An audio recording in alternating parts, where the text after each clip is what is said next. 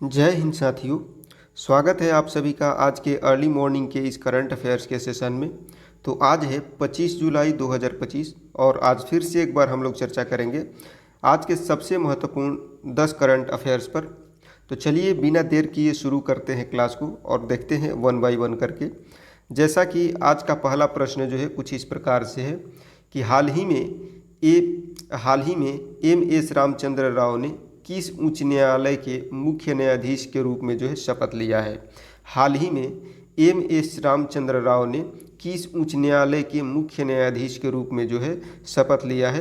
तो इसको आप लोग याद रखिएगा, त्रिपुरा उच्च न्यायालय। किस उच्च न्यायालय के? तो त्रिपुरा उच्च न्यायालय के। देखिए एम एस रामचंद्र राव जो है इन्होंने त्रिपुरा उच्च न्यायालय के मुख्य न्यायाधीश के रूप में शपथ लिया है। शपथ ग्रहण समारोह में त्रिपुरा के राज्यपाल ने उन्हें पद की शपथ दिलाई। अभी हाल तक ये झारखंड उच्च न्यायालय के जो है मुख्य न्यायाधीश थे। इससे पहले वे तेलंगाना, हिमाचल प्रदेश और पंजाब हरियाणा हाईकोर्ट में भी सेवा दे चुके हैं। सुप्रीम कोर्ट कोलिजियम की सिफारिश और केंद्र सरकार की मंजूरी के बाद जो है ये नियुक्ति होती है। त्रिपुरा हाई कोर्ट 2013 में बना, पहले यहाँ केस गुवाहाटी हाई कोर्ट में चलते थे, तो इस बात को आपको ध्यान रखना है। और ये है एम एस रामचंद्र राव, ठीक है। तो इन सभी बातों को आपको ध्यान रखना है। बढ़ते हैं आज के अगले प्रश्न की तरफ। तो आज का अगला जो प्रश्न है कुछ इस प्रकार से है कि नासा और इसरो का पहला संयुक्त उपग्रह निसार सिंथेटिक अपर्चर रडार जो है ये कब प्रक्षेपित किया जाएगा। नासा और इसरो का पहला संयुक्त उपग्रह जो है जिसका नाम निसार है, यह कब प्रक्षेपित किया जाएगा। तो आपको इसको याद रखना है 30 जुलाई 2025 को। कब? 30 जुलाई 2025 को यह प्रक्षेपित किया जाएगा। देखिए निसार जो है ये अमेरिका और भारत का पहला संयुक्त पृथ्वी अवलोकन उपग्रह है। निसार का फुल फॉर्म जो है निसार जो है नासा, अमेरिका का जो नासा है इससे और भारत का पहला संयुक्त जो है पृथ्वी अवलोकन उपग्रह है। लॉन्च साइट कहाँ का है? तो श्रीहरिकोटा से इसरो के GSLV रॉकेट के द्वारा इसका लॉन्चिंग होगा। नासा ने एल बैंड रडार और इसरो ने एस बैंड रडार बनाया है। दोनों एक साथ पृथ्वी की सतह का अध्ययन करेंगे। मिशन क्या है इसका? तो इसका मिशन है बर्फ, वन, भूकंप, भूमि उपयोग जैसी पृथ्वी सतह में बदलावों की मॉनिटरिंग, हर 12 दिन में पूरी पृथ्वी की मैपिंग जो है ये इसका मुख्य मिशन है। डेटा सभी शोधकर्ताओं और नीति निर्माताओं के लिए जो है खुला रहेगा। आपदा प्रबंधन, कृषि, जलवायु परिवर्तन अध्ययन के लिए जो है ये उपयोगी रहेगा। अधिकांश पृथ्वी निगरानी मिशन किसी एक देश की एजेंसी करती रहती है। निसार पहला ज्वाइंट जो है US इंडिया मिशन है जो डुअल बैंड सार टेक्नोलॉजी लेकर के आ रहा है। तो इन सभी बातों को जो है आपको ध्यान रखना है, ठीक है। चलिए बहुत अच्छी बात है, बढ़ते हैं अगले क्वेश्चन की तरफ। तो आज का अगला प्रश्न है कि सुशासन प्रथाओं पर राष्ट्रीय सम्मेलन का आयोजन कहाँ किया गया है। सुशासन प्रथाओं पर जो है राष्ट्रीय सम्मेलन का आयोजन जो है कहाँ पे किया गया है, इसको ध्यान रखिएगा। भुवनेश्वर में। कहाँ पे? भुवनेश्वर में। देखिए सुशासन प्रथाओं जो है इन पर राष्ट्रीय सम्मेलन जो है भुवनेश्वर, जो कि ओडिशा की राजधानी है, यहाँ पर आयोजित हुआ है। प्रशासनिक सुधार एवं लोक शिकायत विभाग और ओडिशा सरकार द्वारा यह संयुक्त रूप से जो है आयोजित हुआ। इसका उद्देश्य क्या है? तो इसका मुख्य उद्देश्य है लोक प्रशासन में नवाचार और सुशासन मॉडल का प्रचार जो है इसका मुख्य उद्देश्य है। इसकी थीम क्या रही है? तो इसकी थीम रही है उत्कृष्टता के लिए प्रधानमंत्री पुरस्कार से सम्मानित पहलों का जो है प्रदर्शन। CP ग्राम्स जो है डिजिटल नवीन प्रमाण पत्र है। CP ग्राम्स यानी कि शिकायत निवारण ये पोर्टल है, ये प्रमुख नवाचार है। ऐसे सम्मेलन जो है राज्यों में बारी बारी से आयोजित होते हैं। पिछला सम्मेलन जो है भोपाल में हुआ था। तो इस सभी बात को जो है आपको ध्यान रखना है, ठीक है। बहुत अच्छी बात है। अगला है कि हाल ही में चीन ने तिब्बत में ब्रह्मपुत्र नदी पर कितने अरब डॉलर के विशाल बांध का निर्माण शुरू किया है। चीन ने तिब्बत में ब्रह्मपुत्र नदी पर कितने अरब डॉलर के विशाल बांध का निर्माण जो है शुरू किया है। तो आपको जो है इसको याद रखना है 167 अरब डॉलर। कितना? 167 अरब डॉलर जो है इसके लागत से जो है विशाल बांध निर्माण का कार्य जो है शुरू किया है। कहाँ पे? तो ब्रह्मपुत्र नदी पर, तिब्बत में। देखिए 2025 में जो है चीन ने तिब्बत के निंगची क्षेत्र में जो है ब्रह्मपुत्र नदी पर दुनिया के सबसे बड़े डैम का निर्माण जो है शुरू किया। इसकी अनुमानित लागत जो है 167 अरब डॉलर होगी। यह थ्री गॉर्जेस डैम में भी जो है, यह थ्री गॉर्जेस जो डैम है उससे भी बड़ा होगा। उद्देश्य इसका क्या है? तो जल विद्युत उत्पादन, ग्रीन एनर्जी और कार्बन न्यूट्रल लक्ष्यों को प्राप्त करना जो है इसका मुख्य उद्देश्य रहेगा। अब चिंता की क्या बात है हम लोगों के लिए? तो भारत और बांग्लादेश को जल प्रवाह और बाढ़ और सूखे के खतरे, चीन ने इनकार किया कि डाउनस्ट्रीम पर असर पड़ेगा। चीन का दावा है कि विस्तृत पर्यावरण अध्ययन, सहयोग और सूचना साझा करने का जो है उसने आश्वासन दिया है। ब्रह्मपुत्र जो है भारत, तिब्बत, बांग्लादेश के लिए जीवन रेखा मानी जाती है। भारत ने भी सियांग प्रोजेक्ट जैसी योजनाएं बनाई है, तो इसको आपको याद रखना है। ठीक है, आज का अगला प्रश्न है कि L&T द्वारा इंडियन ऑयल की किस रिफाइनरी में भारत के सबसे बड़े हरित हाइड्रोजन संयंत्र का अनावरण किया गया है? L&T जो है इसके द्वारा इंडियन ऑयल की किस रिफाइनरी में भारत के सबसे बड़े हरित हाइड्रोजन संयंत्र का जो है अनावरण किया गया है? तो इसको जो है आपको याद रखना है पानीपत में। कहाँ पर? पानीपत। देखिए L&T जो है इसने इंडियन ऑयल की पानीपत रिफाइनरी में भारत का सबसे बड़ा हरित हाइड्रोजन संयंत्र लगाया है। यह संयंत्र सालाना 10,000 टन ग्रीन हाइड्रोजन उत्पादन करेगा।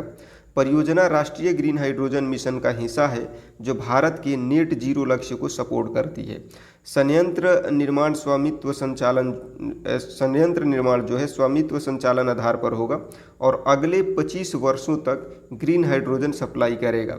संयंत्र पूरी तरह से नवीकरणीय ऊर्जा से चलेगा और इलेक्ट्रोलाइजर गुजरात के हजीरा में बनाए जाएंगे।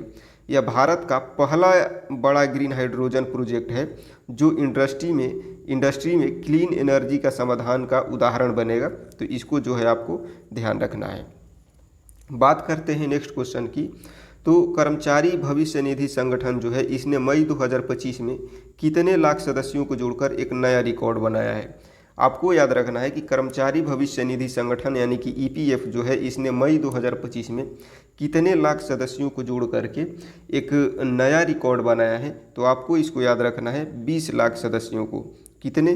20 लाख सदस्यों को।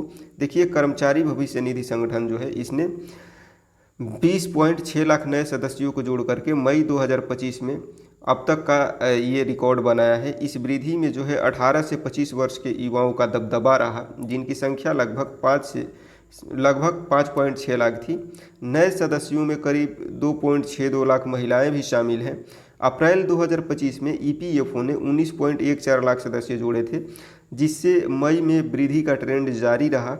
यह रिकॉर्ड जो है रोजगार क्षेत्रों में बढ़ोतरी और सरकार की नीतियों पर सफल प्रभाव को जो है दर्शाता है।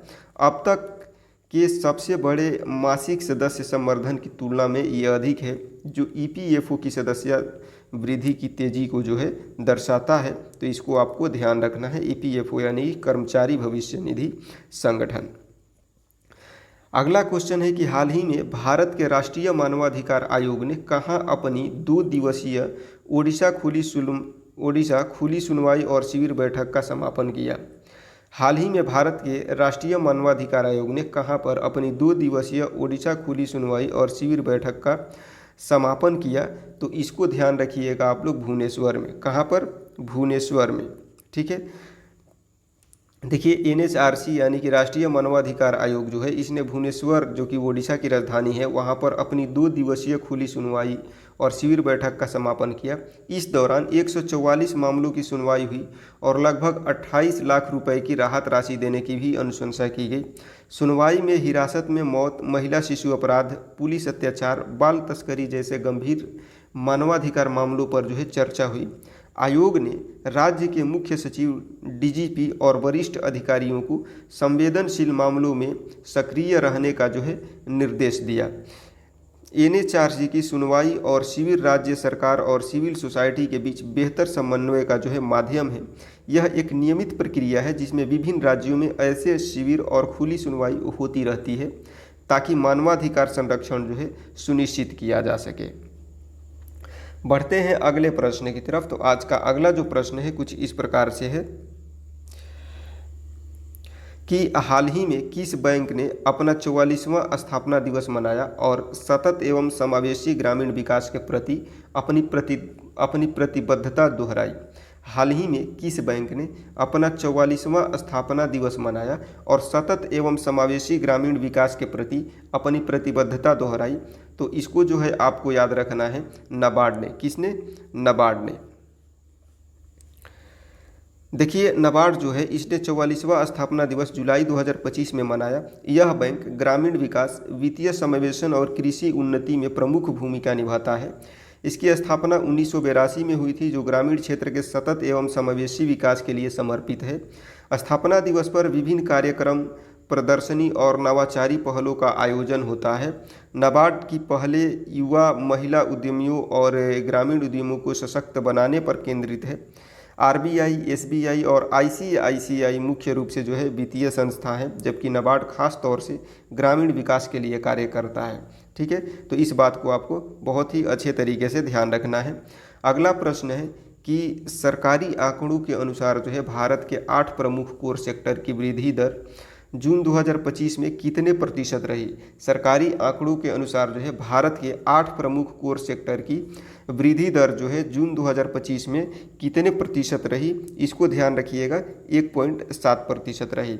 ठीक है, देखिए ये 8 सेक्टर क्या कौन कौन से हैं। तो ये 8 सेक्टर है कोयला, कच्चा तेल, प्राकृतिक गैस, रिफाइनरी उत्पाद, उर्वरक, इस्पात, सीमेंट और बिजली। ये 8 सेक्टर है। ये भारत के 8 प्रमुख कोर सेक्टर जो है इनकी वृद्धि जो है जून 2025 में 1.7% रही। यह वृद्धि मई 2025 के संशोधित 1.2 से बेहतर है, लेकिन पिछले साल जून की 5% वृद्धि से जो है कम है। 5 सेक्टरों में गिरावट और 3 में जो है बढ़ोतरी हुई है। ये 5 सेक्टर कौन कौन है जिनमें गिरावट हुई है? कोयला, कच्चा तेल, प्राकृतिक गैस और उर्वरक और बिजली जो है इनमें गिरावट देखने को मिली है। बाकी 3 जो है रिफाइनरी उत्पाद, इस्पात और सीमेंट में जो है बढ़ोतरी हुई है। कोर सेक्टर का डेटा जो है मंत्रालय ऑफ कॉमर्स द्वारा जारी किया जाता है। यह डेटा औद्योगिक उत्पादन सूचकांक में भी बदलावों को प्रभावित करता है और यह पिछले 3 महीनों में सबसे उच्च वृद्धि है।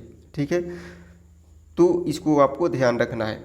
बढ़ते हैं आज के अगले और आखिरी क्वेश्चन की तरफ। तो आज का अगला जो प्रश्न है, आपदा जोखिम को कम करने के उद्देश्य से किस राज्य सरकार ने संयुक्त राष्ट्र विकास कार्यक्रम दैट मीन्स की यूएनडीपी के साथ समझौता किया है? आपदा जोखिम को कम करने के लिए किस राज्य सरकार ने संयुक्त राष्ट्र विकास कार्यक्रम के साथ जो है समझौता किया है? तो इसको आपको याद रखना है, उत्तर प्रदेश। ठीक है, देखिए उत्तर प्रदेश सरकार जो है इसने संयुक्त राष्ट्र विकास कार्यक्रम के साथ आपदा जोखिम को कम करने के लिए समझौता किया है। यह समझौता प्रदेश के 75 जिलों और 20 प्रमुख शहरों में लागू होगा। योजना के तहत आपदा प्रबंधन को अधिक वैज्ञानिक, समन्वित और सशक्त बनाने के लिए कदम उठाए जाएंगे। कुल बजट 19.99 करोड़ रुपए है, जो अगले 3 सालों में चरणबद्ध तरीके से खर्च किया जाएगा। समझौते के तहत जिला और विभागीय आपदा प्रबंधन योजनाएं, तकनीकी क्षमता निर्माण, प्रशिक्षण और पूर्व चेतावनी प्रणाली विकसित जो है की जाएगी। यह पहल राज्य की आपदा तैयारियों को विश्व मानकों से जोड़ेगी और स्थानीय ज़रूरतों के अनुरूप जो है समाधान प्रदान करेगी।